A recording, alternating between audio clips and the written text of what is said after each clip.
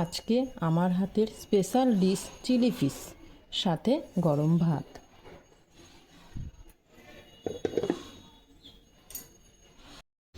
আমি এখানে 250 গ্রাম মাছ নিয়ে নিয়েছি, ছোট ছোট টুকরো করে কেটে নিয়েছি। এবারে দিয়ে দিচ্ছি লবণ, হলুদ, লাল লঙ্কার গুঁড়ো,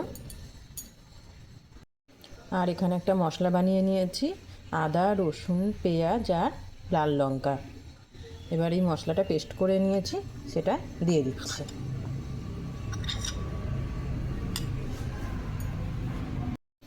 আর দিয়ে দিচ্ছি ডিমের কুসুম।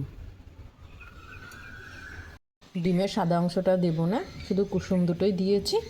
এবার দিয়ে দিচ্ছি কর্নফ্লাওয়ার। এবার ভালো করে হাত দিয়ে মাখিয়ে নেব। মশলাটার সঙ্গে মাছগুলো ভালোভাবে মাখিয়ে 10 মিনিট রেখে দেব। চলো ততক্ষণে কড়াইয়ে তেলটা গরম করে নিই। তেল গরম হয়ে গেছে, এবার মাছের টুকরোগুলো ভেজে নিচ্ছি। একে একে সব টুকরোগুলো দিয়ে দিচ্ছি। মাছের টুকরোগুলো কড়া করে উল্টে পাল্টে ভেজে নেব।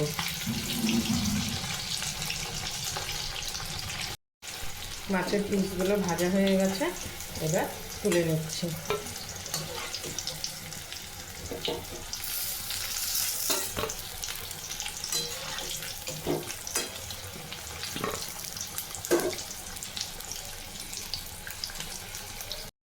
এবার কড়াইয়ে তেল দিয়ে টমেটো, ক্যাপসিকাম আর পেঁয়াজ কেটে রেখেছিলাম দিয়ে দিলাম। এবারে ভেজিটেবলগুলো একটু ভালো করে ভেজে নিই। লবণ, হলুদ দিয়ে দিলাম।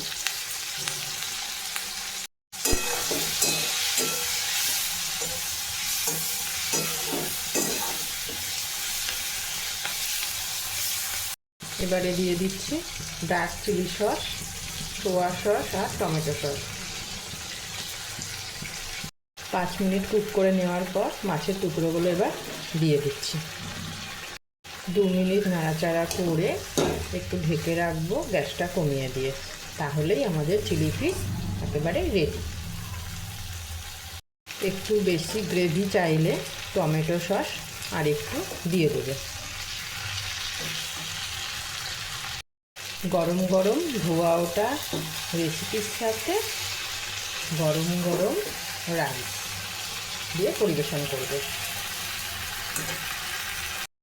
ভালো লাগলে অবশ্যই রেসিপিটি বাড়িতে বানাবে।